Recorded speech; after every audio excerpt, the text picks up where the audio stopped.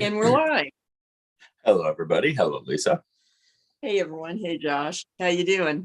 Oh, pretty good. I have our mascot, and he is all wild and rambunctious. So we'll see how this goes. But for everyone on YouTube who's watching, thank you for joining the Dark Ozarks. Yes. It's been a very hot Dark Ozarks, hot and steamy, and causing agitation and everything else, which I think makes our topic well suited. I do as well. It's going to be a fun night, both here and on Facebook. And of course, we do encourage everybody to like, share, subscribe, click the notification bell, and all the things one does on social media. Yes, we do appreciate that. So we are talking about shapeshifters, things that howl in the night besides the basset hound. Besides the basset hound, and he's a little young to howl. He does bark really well, which he may do tonight. And he groans, he grunts, he makes sleepy time noises, and occasionally he trills, which apparently is a basset thing.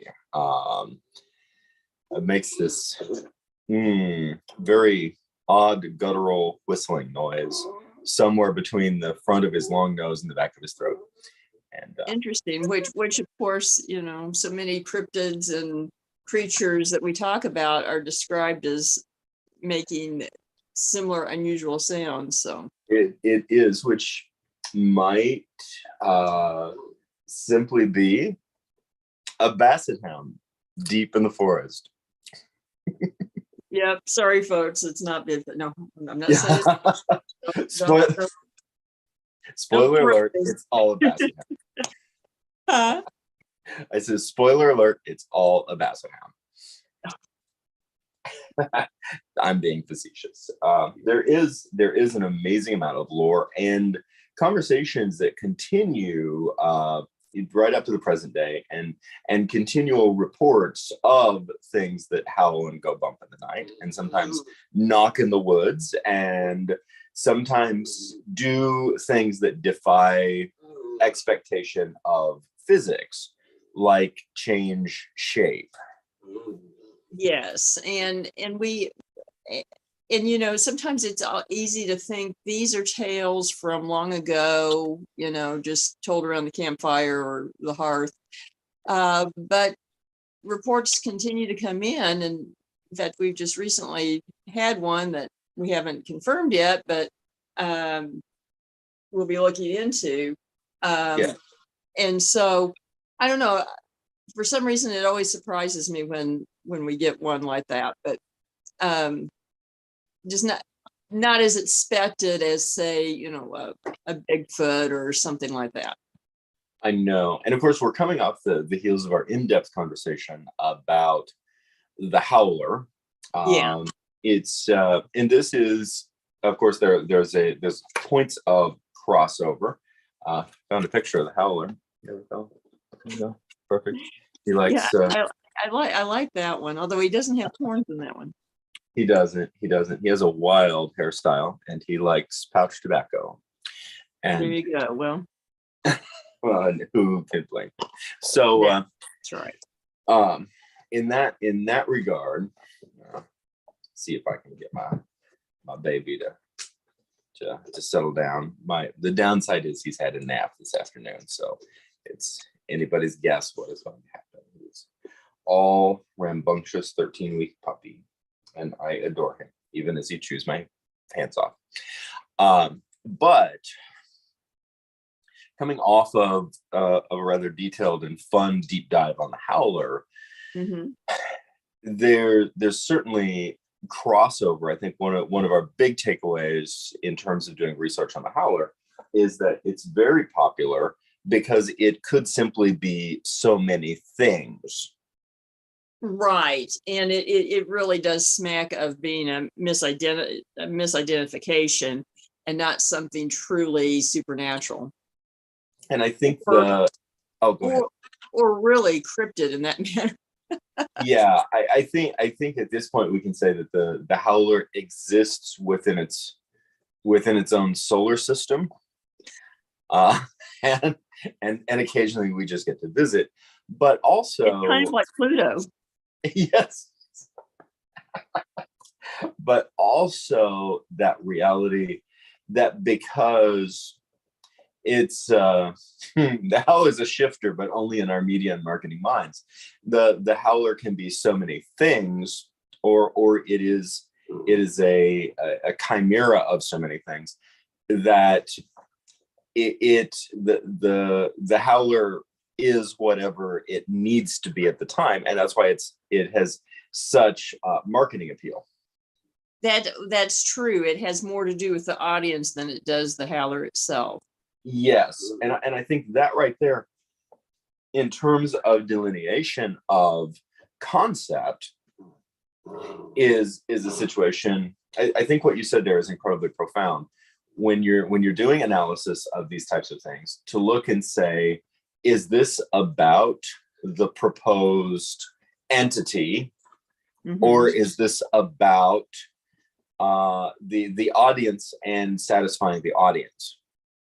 Yeah, and I think that very much applies to the howler, and some of these other creatures that we're going to talk about to an extent, but particularly the howler, I think. Really quick, we do have some events and a wonderful sponsor to tell everybody about. We do. Let's see. I'm trying to. What's up first? Well,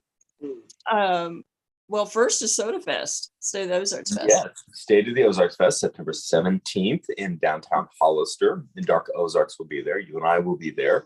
Yep.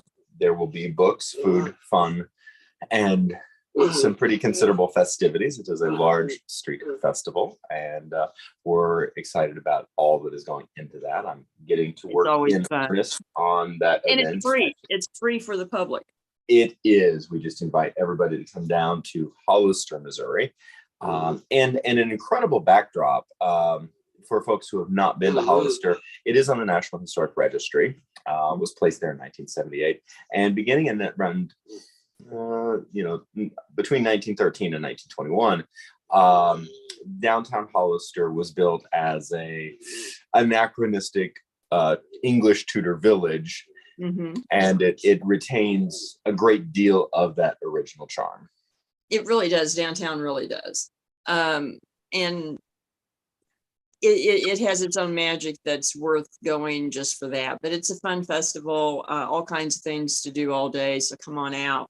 The following week on the 24th, we will be in Caney, Kansas at Bordertown Paracon. Presenting,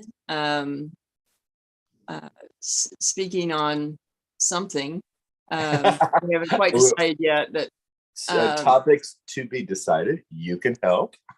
Yeah, so, not anything you, particular you want to hear us talk on, let us know. And it is free to the public as well.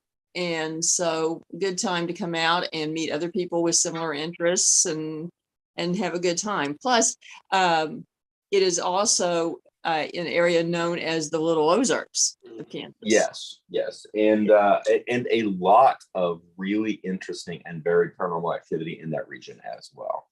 It does. That area really does. I want to get over there and explore it more. I just haven't had a chance to. I do too. I'm looking forward to that. We have some events coming up in Joplin, and then a great event at the end of the quote unquote Halloween season in Newtonia. Yeah, so on the 15th will be Dark Ozarks October Country, which will be an all-day event at the VFW Post 534 on just off Main Street in Joplin, Missouri, covering all kinds of things. Then the 20th, we will be doing the Old Joplin Downtown Walking Tour, which will cover history and the ghost stories of downtown Joplin in conjunction with Third Thursday Art Walk.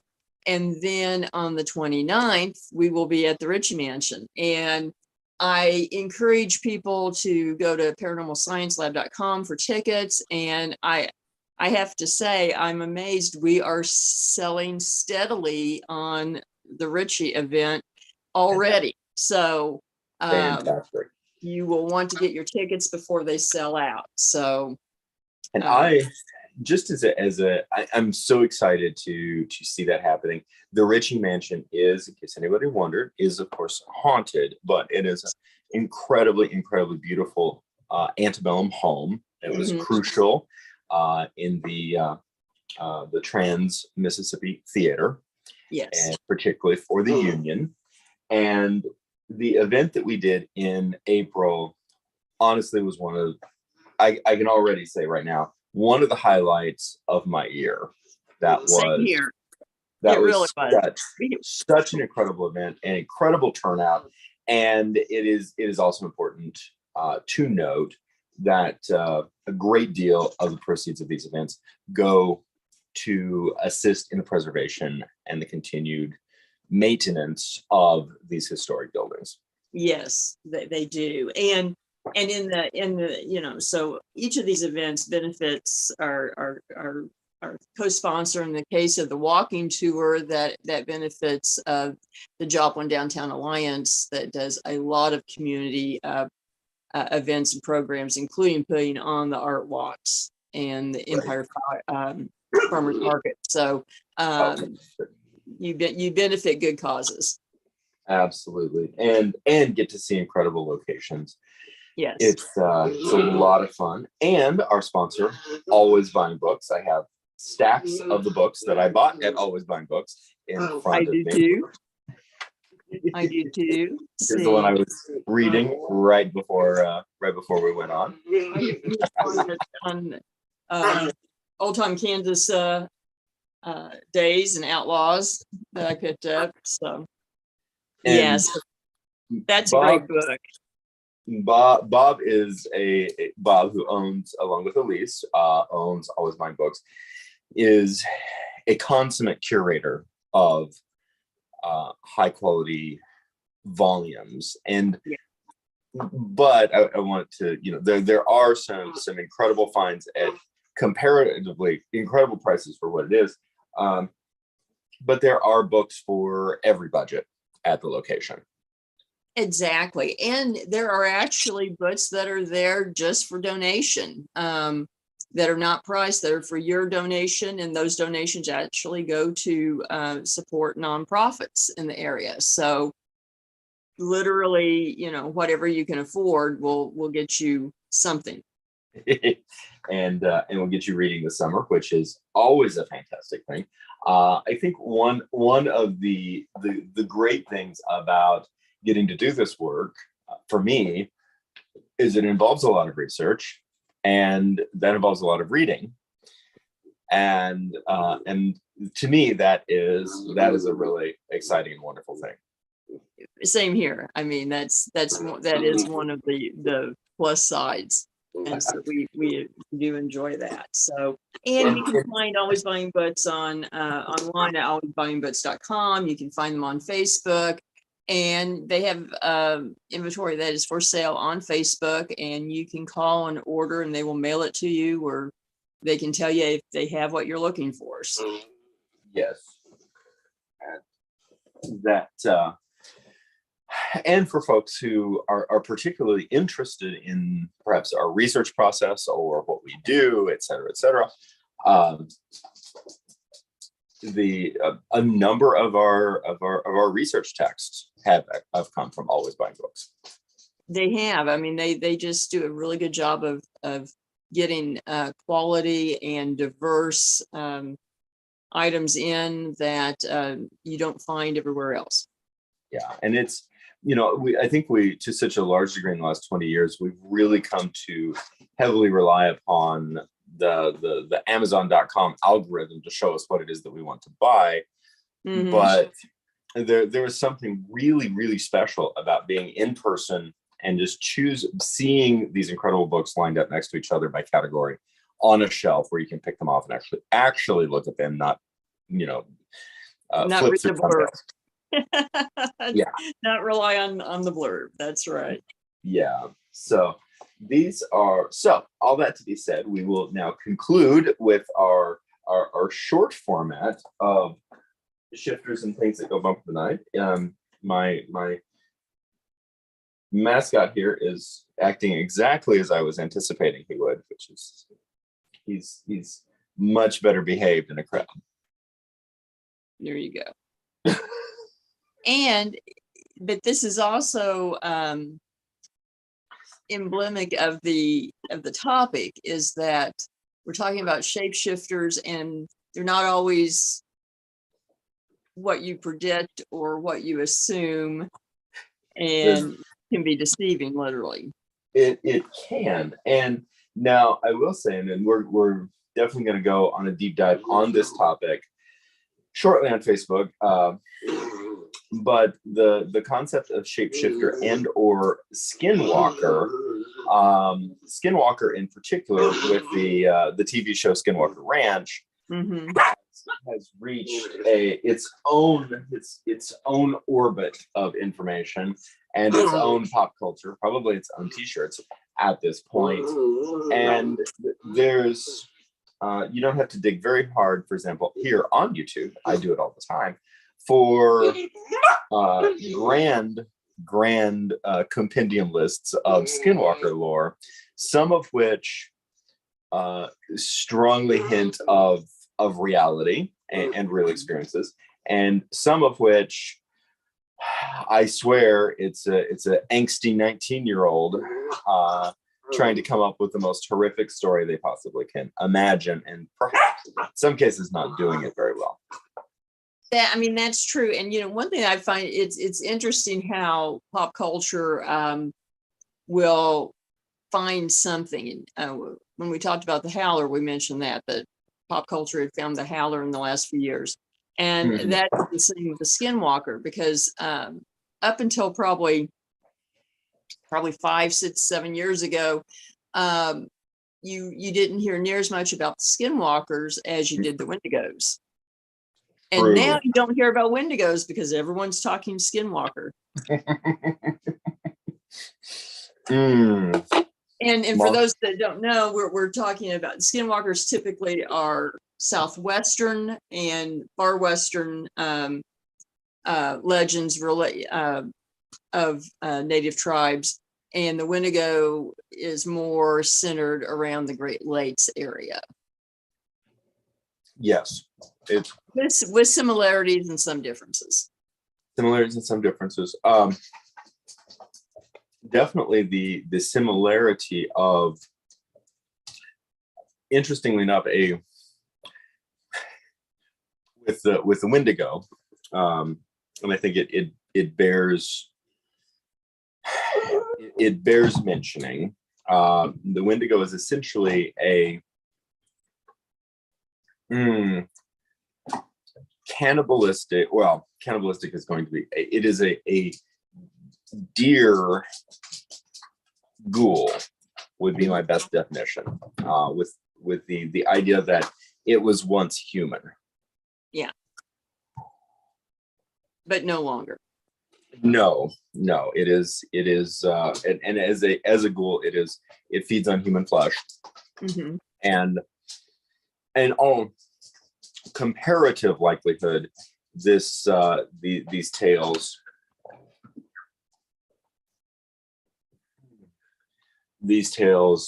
originated during times of winter famine. Yes. And I think as means of explaining extreme behavior when people resorted to cannibalism. Yeah, and I think so human beings tell stories in order to understand events that are otherwise impossible to understand, and I think that certainly a jumping off point for the idea is the idea of a loved one, a close family member, suddenly beginning to kill and eat their mm-hmm. family. Yes, and there are documented cases actually up even in the mid 1800s. There were cases where people were prosecuted basically for being a Wendigo when these things had happened. And then you compare that with skinwalkers, which typically they are human, they are shamans that are using their powers for evil means, basically. Mm-hmm. And I think that there's outside of and to me, of course, we're on YouTube. To me, these are important discussions realistically to have. They impact our social and community viewpoints. Mm-hmm. And once, in so many cases, when you start digging a couple of layers down, the scary cryptid of the week, there's things of importance to take away from that. And there's also the fact that moment. Well, and one thing to note is that one thing I was going to mention was that originally, quote, skinwalkers were not evil. Right. They used their powers to benefit the tribe, to basically, in some sense, walk the veil, to get from point A to point B faster than normal by use of magic and things. But over time, some decided to use their powers for their personal gain and revenge, things like that. Yes. And these are anecdotally documented in contemporary setting. These are current stories. Yeah. I think that, so as I was so distracted by my own little Ozark howler preparing to pull a terracotta pot with a plant in it off of the windowsill, as Ozark howlers are wont to do. That on the surface, certainly from a clickbait standpoint, it's very easy to conflate Skinwalker and Wendigo. Mm-hmm. But once you start digging a couple of layers down in terms of the societal questions of societal realities, and sometimes the supernatural or paranormal realities, these are two very different phenomena. But they're also, in this particular case, very tied to traditional North American peoples. Yes. And of course there are analogs in the old world too, but that might be a good spot to kind of jump off at, and we will have a longer format discussion that will be uploaded tomorrow night. Yes. And so please come back and check it out. There's a lot more information. You can come on over to Facebook if you're watching live, and watch it live if you wish. Otherwise, we will be here next week, and we appreciate y'all. We do appreciate y'all. Thank you so much. Please feel free to comment, question, send us a message, etc. if you have concern, and or just a topic you'd like us to cover. And again, thank you so much for joining us.